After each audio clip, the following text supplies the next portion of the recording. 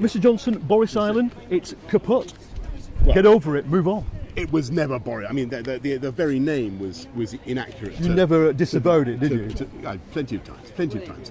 But what is certainly not dead is the idea of a long-term, bold and original solution. Because I think that what is now going to happen is that we will come back to some very, very difficult arguments that we've had many times before in the last 20, 30 years about massively expanding Heathrow. The real change that's happened in the last 24 hours is that Howard is now saying that it's not just going to be enough to do runway 2 at Gatwick or runway 3 at Heathrow. In 5 years' time, we're going to have to come back by 2020 and look at an additional runway. Now, if you've done Heathrow runway 3 this time, you'll have to do runway 4 at Heathrow. If you've done Gatwick this time, you'll have to do runway 3. In other words, you're looking at huge amounts of continuing blight and expense. And that's the critical thing, because that has not been budgeted in.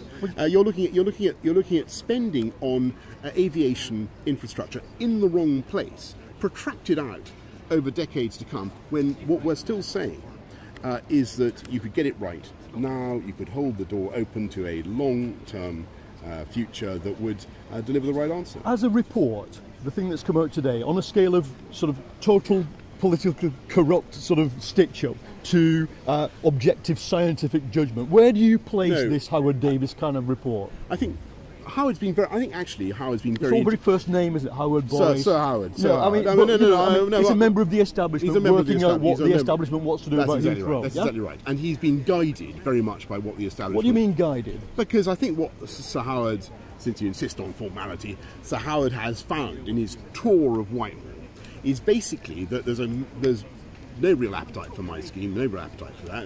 That's absolutely so the civil servants are making policy. They think there are too many risks attached, and they think that they want to stick with the idea they first had 10, 15 years ago, which is expand Heathrow. They were very disappointed when Labour did a U-turn and didn't do it. They were very disappointed when the government, when the Tories said that they were going to oppose it.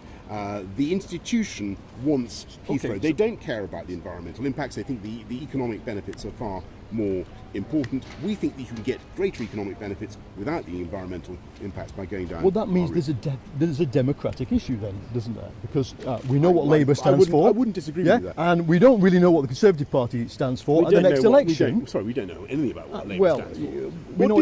We know Unite the Union likes the idea of Heathrow. Do you know what Labour stands for? Not really.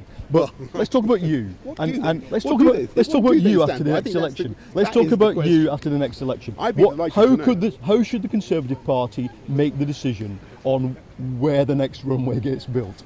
I think they should do it. I don't think it's something that can be. I mean, I'll be honest with you. I don't think it's something that can be decided after. Shouldn't it be promised to the electorate so we can vote? I think this is an issue of massive importance. It's a huge democratic issue, and I think that we need to have a proper discussion about it. And what do you want David Cameron to do about it today? Well, I think he and I have the same position. We always have done, which is to oppose a third runway at Heathrow. Stick with a first answer. And should it come down to it, you may be an MP for a constituency not adjacent to Heathrow.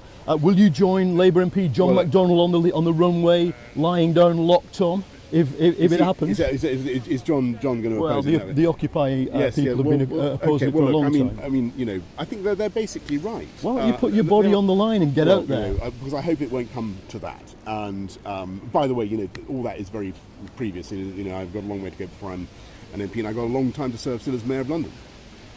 London has voted for you on the basis that you're going to oppose a third runway, and you have. It's a democratic issue, isn't it?